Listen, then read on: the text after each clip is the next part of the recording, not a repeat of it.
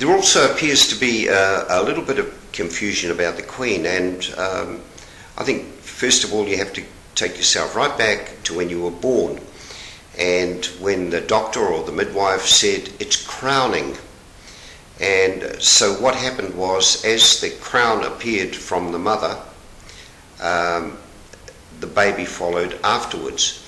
But then there was something that happened after that, and that was that the other twin, because there were two living entities in the mother's womb. One was the baby and the other was the afterbirth, or the placenta.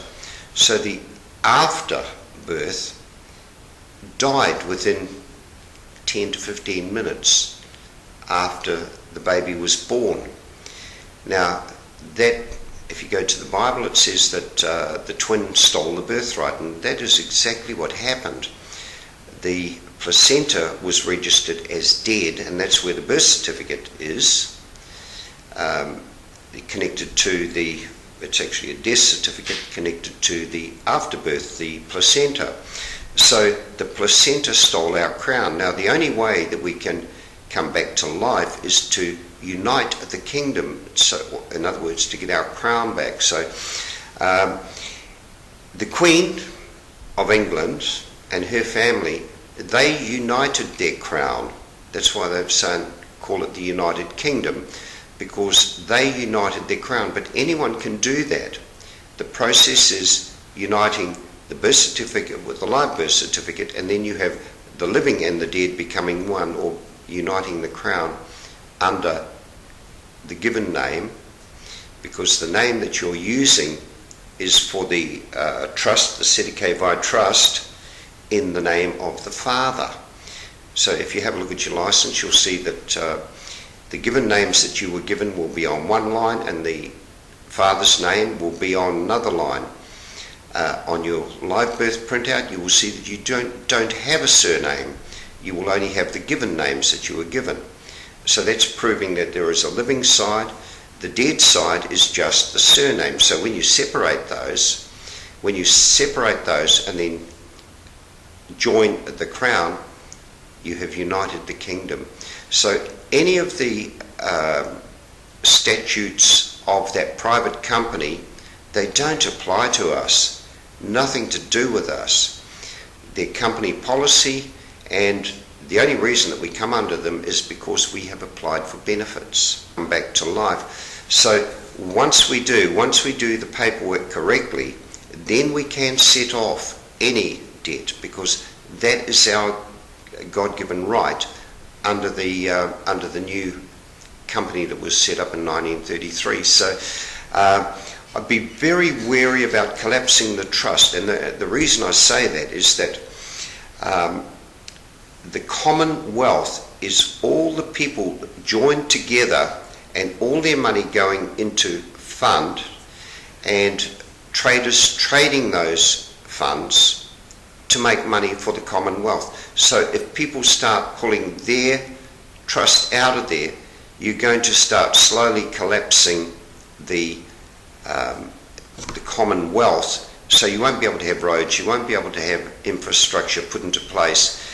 Whereas if you do the procedure right and set off, which we're entitled to, then you're going to lower the debt of the nation, because the only way that the country keeps getting into debt is that the government has to borrow money from a private company called the Reserve Bank of Australia, the Reserve Bank of New Zealand, the Federal Reserve, and every time we use one of their debt instruments, we have to pay interest on it. So the moment we stop using those notes and start setting off, we lower the debt of the country, and then the country grows wealthy.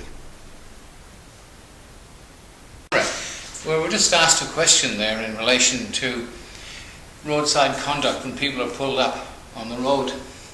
Now, it annoys the hell out of me to see guys going around with cameras, that's okay, but abusing the police and calling them criminals.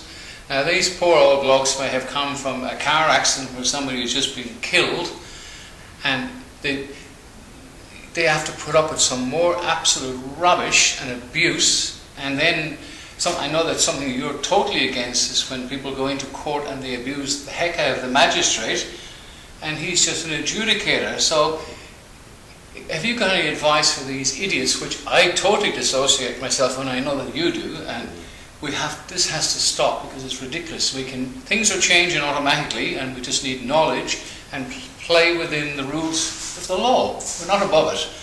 We all know the maxim 2. Anybody who thinks he's above the law is insane. Any comment on that? No. Yeah, well, there are unfortunately a lot of, shall we say, idiots in this movement which do our cause no good whatsoever. We need the babysitters. Look, the stress that those guys are put under the majority of the time, as you say, picking up dead bodies from the side of the road, pulling dead bodies out of rivers. Abuse from here, left, right and centre. And the trauma that those guys have to put up with is quite shocking. Okay, when they're on the roadside pulling you up in that, Barry, they're doing a job. They've been told by their superiors they've got a family to feed. Yep. They've got to pay the bills. They're doing it. They don't like doing it any more than what you or I would like doing it. Okay, so it's really important to treat them with respect. The same as judges. The judges are there to do a job. It's the prosecutor who is bringing the charge, not the judge. The judge is only there as adjudicator. So the prosecutor is the one who should be attacked. And if you do it in the right way, the judge will come to your aid and say, right, table the proof. So when you say attack, we attack with the law. With the law, itself, yeah. Within the rules of with respect. With all due and respect. Politely. Yes. Legally. Lawfully. Lawfully turn the tables on your accuser. Now, the other particular area that I get very concerned with is that the poor girls sitting in the front of an office, and the guys go in and abuse them because they got a letter that they don't agree with.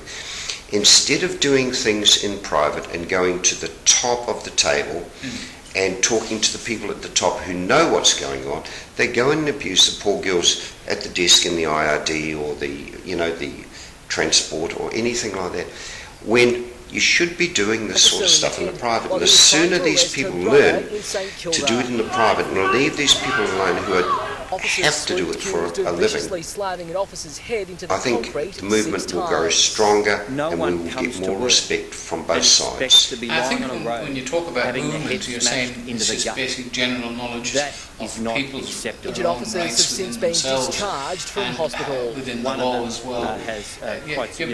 You've done some videos over the weekend which has a torn bicep and a number of cuts in the brain. Problems with the sound, which is not my fault. And that will explain so you the blaming correct me, way to do it. Oh, no, it's not yours. No, I think it was plugs put in the wrong place. Oh, no, okay. Well, we'll get on with that anyway. But if there's anything else you'd like to have a chat about? Well, look, honestly, I think the moment that people realise that they can set things off if they do the right procedure so that they have standing, then their bills of exchange, their set-off instruments will be accepted and honoured. Okay, but just going around abusing people to take their anger out on someone, it's doing none of us any good, and it just makes the people who are getting it come down harder on us good ones. That's right. Okay, it's like so we need to educate everyone to act with respect. Treat people, as the Bible says, as you would like to be treated yourself. Yeah, I've been watching your videos on Bill Turner in New Zealand for years, and you've always advocated things to be done in a very mild and a common sense way, and I think a lot of people agree with it. There's a lot of people going off half-cocked with a little bit of knowledge, and of course they're shooting themselves not only in one foot but in both feet, and they end up getting arrested, and then they blame somebody who told them to do that. Yeah. And to be fair, I think what happens is they start off with a little bit of a script, and then the person who's apprehended them comes in with something that they don't know about. When a person gets under stress, they react in a different way, and it's that stress that creates the anger and that rises to the top. I have no problem if they want to, with respect, video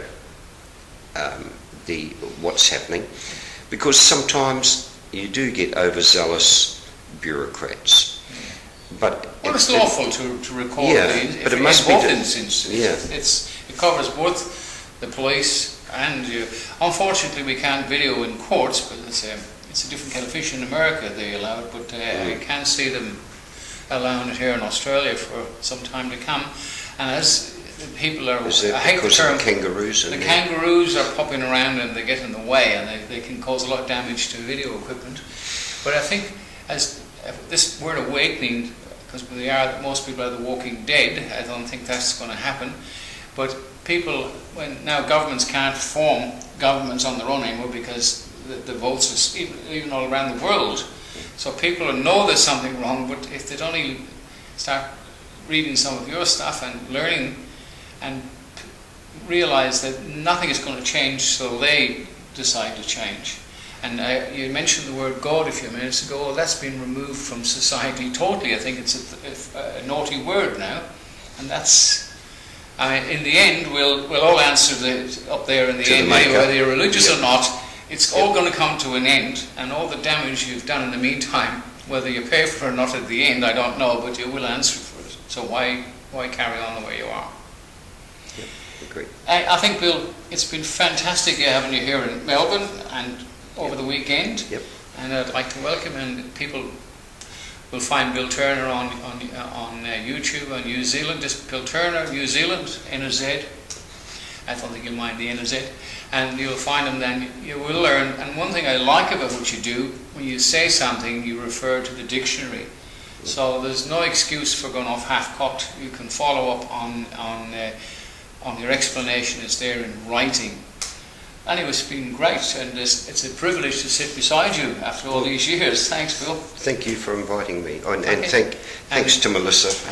Officer in the head while he was trying to arrest her brother in St Kilda. Officers swooped, accused of viciously slamming an officer's head into the concrete 6 times. No one comes to work and expects to be lying on a road having their head smashed into the gutter. That is not acceptable. Injured officers have since been discharged from hospital. One of them has quite significant eye injuries. The other member, it seems, has a torn bicep and a number of cuts and abrasions.